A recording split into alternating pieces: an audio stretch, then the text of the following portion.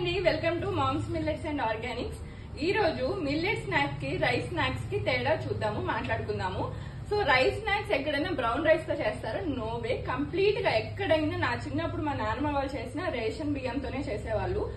చాలా high in carbohydrates, fibre ఉండదు, protein ఉండదు, గ్లైసమిక్ ఇండెక్స్ మాత్రం ఫుల్ గా ఉంటుంది. గ్లైసమిక్ ఇండెక్స్ అంటే ఇమీడియట్ గా గ్లూకోజ్ అనేది బ్లడ్ లోకి రిలీజ్ అయిపోతుంది, షుగర్ లెవెల్స్ అనేవి పెరిగిపోతాయి.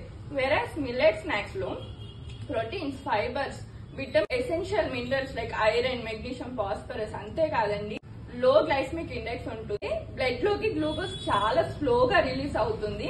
అందుకే డయాబెటిక్ పేషెంట్స్ కి అయినా ఎవరైనా సరే డాక్టర్స్ మిల్లెట్స్ తినమని చాలా ఎక్కువ సజెస్ట్ చేస్తున్నారు ఈ మధ్య. సో టేస్ట్ వైజ్ కి వస్తే ఆ కస్టమర్స్ 1 year అయింది కదండి షాప్ పెట్టి, సో ఒక్క కంప్లైంట్ లేదు. అండ్ ఇవి తిన్నాక మాకు రైస్ వి తినబుద్ధి కావట్లేదు అని చెప్పిన వాళ్ళే ఎక్కువ. రిపీటెడ్ గా చెప్తా ఉంటారు ఈ విషయం. సో మన స్నాక్స్ కి బయట స్నాక్స్ కి తేడా ఏంటో చూద్దాము.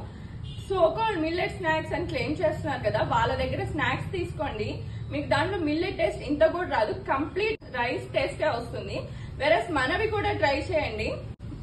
శనగపిండి కానీ, మైదా కానీ, రైస్ కానీ టేస్ట్ అస్సలు రాదు, కంప్లీట్ గా మిల్లెట్ బేస్డ్ ఉంటాయి. మా కస్టమర్స్ కూడా శనగపిండితో చేశారా, మైదా కలుపుతారా అని అడుగుతారు. మేము వాళ్ళకి ఒకటే చెప్తాము, తినండి, తిన్నాక ఇదే క్వశ్చన్ అడగండి అంటాము. సో నో క్వశ్చన్స్ ఆస్క్డ్ తిన్న తర్వాత.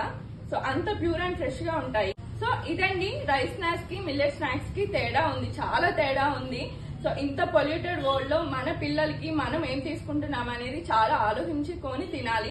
Thank you.